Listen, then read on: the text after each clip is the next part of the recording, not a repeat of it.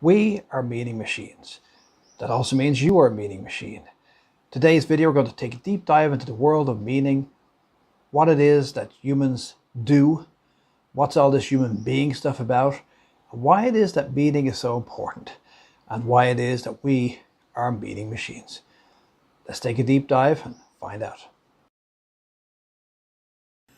Our story today starts way back in 1916 with a book published posthumously. The book, A Course in General Linguistics, was written by a Swiss linguist, Ferdinand de Saussure, and in it he would outline a new paradigm of linguistics based upon structural correspondences between objects within language. Saussure had struggled throughout his entire life to create a new, rigorous way of understanding language, but little would he realize that only after his death would his work be appreciated, and indeed it would help kick off the structuralism movement within European philosophy. Structuralism would spawn a variety of philosophical perspectives, one of which is very useful from the point of view of understanding the human mind and the challenges which face it. In the 1950s and 60s, Jacques Lacan, the French psychoanalyst, reinterpreted the works of Saussure, and he put forward his reinterpretation of language from a psychoanalytical perspective. Psychoanalysis being the clinical practice of listening to the patient speak about their various life issues until little by little they would find a resolution to them via therapy. Saussure had put forward some interesting ideas about language, and in particular, he pointed out that the sign was the most important and basic unit of language, and that the sign consisted of the signifier and the signified, with the signifier being the words themselves and the signified being the meanings which were located within them. For Saussure, these two elements of signifier and signified were equally important. However, Lacan would turn them on their head by creating the Saussurean algorithm, indicating that its meaning that we allocate to words is much more important than the words themselves. Now I know what you might be thinking, what's all this about? Signifiers, some kind of linguistic gobbledygook. But just bear with me for a minute, because the meanings of words have a huge power upon us. The meaning of the words that we listen to create our world, the world that we're living in, and the way we think about ourselves. So let's think in terms of a nice analogy for the signified and the signifiers. So let's think in terms of a railway carriage and its occupants. The railway carriage is a signifier, the word, while the inhabitants of the railway carriage, the people, are the signified. Now a railway carriage may carry as many as 70 people, for example, and by the same token a word signifier may carry a great many meanings inside. That's the signified. To put this in perspective, two people can say the same word, and yet it will evoke different meanings to them. For example, two people may say the word boat, and for one person, it evokes the meanings of a ship, a small dinghy, and maybe a fun time they had some years ago in a riverboat. Whereas for another person, the word boat might evoke the meanings of ships, sea travel, and the memory of a cruise ship which they had spent a week-long cruise on only last year. Both people have uttered the same word boat. The signifier is the same, but the meaning, the signified, is completely different. Now this is where things get interesting. You see, in psychoanalysis, the emphasis is upon language, the words that we use in everyday life possessing inner depths and meanings which we're not aware of. The principle behind psychoanalysis, the talk and cure, is for the analysand, the patient, to simply talk about whatever pops into their mind as they recline on a couch and the psychoanalyst sits behind them.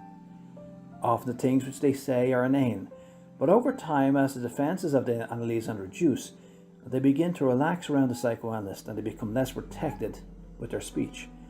And little by little they make slips in their dialogue, which provides unique insights for both the analyst and the analysand. Sigmund Freud, the founder of psychoanalysis, realized that we have two minds, a conscious everyday mind and an unconscious mind which lies in the background, and that the unconscious mind will reveal itself via slips in our everyday speech, the most famous one being the Freudian slip. In the Freudian slip, a person might have romantic feelings towards a girl called Hannah, for example, and when they go to say that they're feeling very happy, instead of saying the word happy, the word Hannah slips out, and they say I'm feeling very Hannah, because deep inside they have a strong affection towards her, and they need to get this out, they need to express it on some level. The reason why this happens is that the unconscious mind needs to get its truth out there. Whatever desires we have, Even the unconscious ones have to find some way to release themselves into our everyday consciousness. Freud suggests that this is a necessity from the point of view of energetic balance within the psyche. If it is not spoken out, it will end up being acted out. Indeed, the reason why our lives tend not to go the way we want them to is because of friction between our conscious desires and our unconscious desires. Psychoanalysts have been working with these principles for a long time, but Lacan raised the bar by pointing out the structural qualities of language and the relation to the mechanisms of the unconscious mind.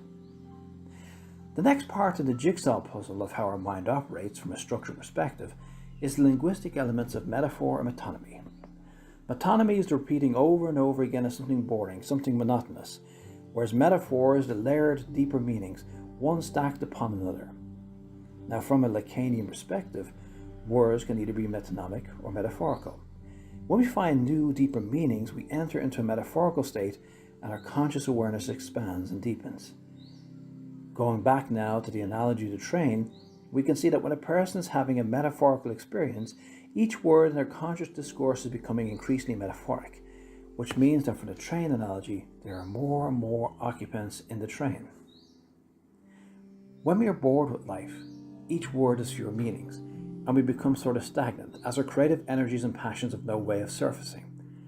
However, when we become more metaphorical, new meanings pop into our minds, and with them a variety of associative thoughts and feelings come in their wake, and so our creative energies and passions begin to find a release.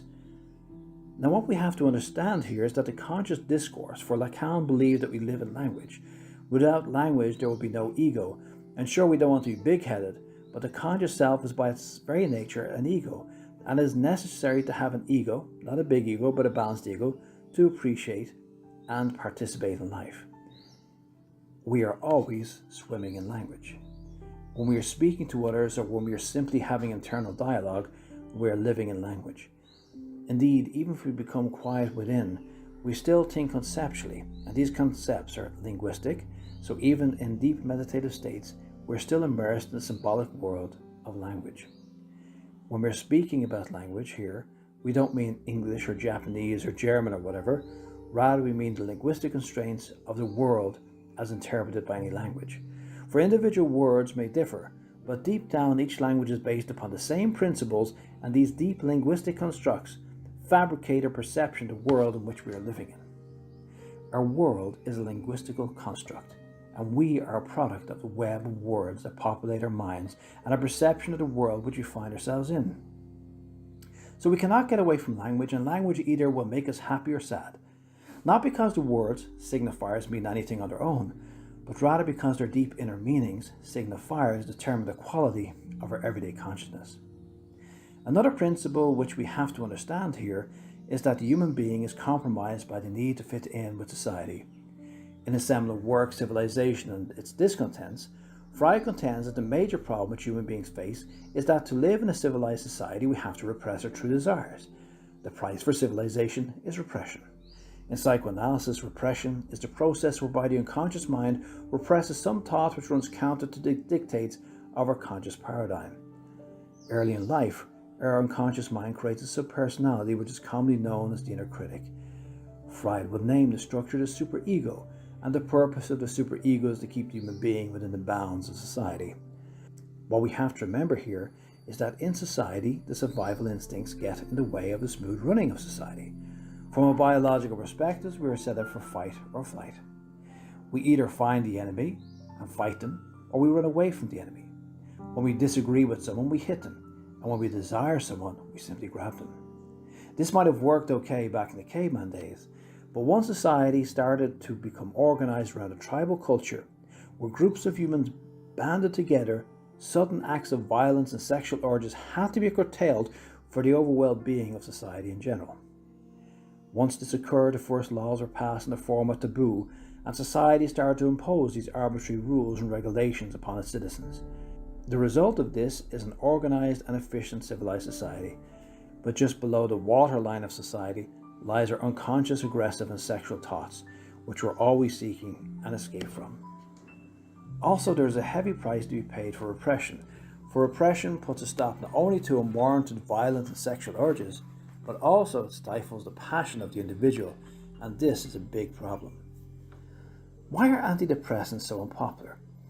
People don't like using antidepressants and anxiolytic drugs in general because they numb this conscious awareness and make the person's perception of life more dull and boring, metonymical.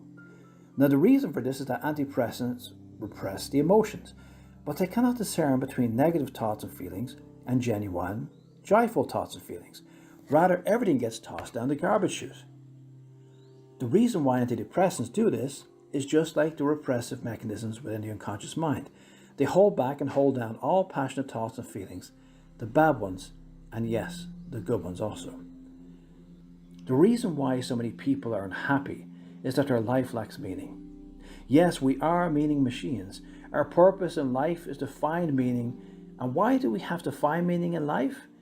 We need to find meaning in life because the nature of the human mind is to take raw experiences and refine them within the mill of our conscious mind until greater levels of meaning are generated. And with that, higher levels of conscious awareness come along. We human beings are creative and expressive sentient beings whose primary function is to disseminate experiences and create new, ever subtle levels of conscious awareness in the process. So yes, we are meaning machines, biological sentient meaning machines. You are a meaning machine, and if you want to live your best life ever, you have to delve ever deeper into your experiences. You have to probe them and work your way through the dross of metonymical experiences, the boring, the repetitive dross of everyday life, and you must find metaphorical meaning instead. Why is it that we find a movie a meaningful experience? So much so that when we come out of a cinema hall, somehow we feel strangely moved by the experience. Why is it that a really good book opens the doors of our imagination to a completely different and far more interesting world, a world which renews us and makes us feel bigger and better deep inside? Why is it that we reminisce over some early life events, and when we do so, it appears that we've connected with a stream of memories and feelings which make us feel both nostalgic and somehow more expressive and human at the same time? All of these are examples of metaphorical living, whereby we take raw experience and squeeze out the juice of deeper conscious experience from it. You cannot go back and relive yesterday's glories. You cannot go back in time and eat yesterday's lunch, regardless of how tasty it was. You cannot go back to your favorite relationship or your favorite time in your present romantic relationship and relive it all over again. Yes, we are all tempted to pine for a better earlier time in our lives, when somehow things seem better now in the 2020 vision of hindsight. Little realizing that the reason why our past seems so enticing is that our mind has now processed these early experiences and is now deriving some metaphorical benefit from them. And that today's dull experiences will also get a sort of extra sheen when our mind processes them in the due course. So, you want to live your best life ever? Do you want to live it large? You want to be a bigger, better, and more expansive version of yourself? Well, the way to live your best life ever is to realize that you are a meaning machine, a biological sentient meaning machine, and your purpose here in life is to find meaning. The finding of meaning is itself the meaning of life. How do you go about this? Well, begin with realizing that every experience, good, bad, or boring, is in itself an opportunity. For the greatness of human beings lies in their beingness. What this means is that our conscious awareness is like a layer of perceptual self-awareness. We are aware at the same time of having an experience and also reflecting upon an experience. So we can both experience reality and think about what is this like for us. We can reflect upon our awareness of things. And this puts us in a very special place in the world in which we live. Begin by making yourself more consciously aware of every situation. Realize that your consciousness is unique amongst all the species on this planet, and that if you stop judging the experiences and instead simply observe them and probe into them and seek to find inner nuggets of experiences which perhaps you have previously ignored or repressed, bit by bit you can integrate these experiences more and more and find new levels of meaning in all of your experiences. Secondly, learn more about yourself. Do some work on yourself. Read some self-help books, watch some educational videos, learn about the psychology of the human personality, and more importantly, learn about yourself. Learn about who you are, what you think and feel about, what matters to you, and start opening up to aspects of life that have previously been closed to you. Find your inner passions and start to live a more passionate life, a life that is attuned to your inner values and drives. Express yourself, find yourself and be yourself, and whatever you do, start to live as a consciously active meaning machine. If you like this video, please like and subscribe, and I'll talk to you next time.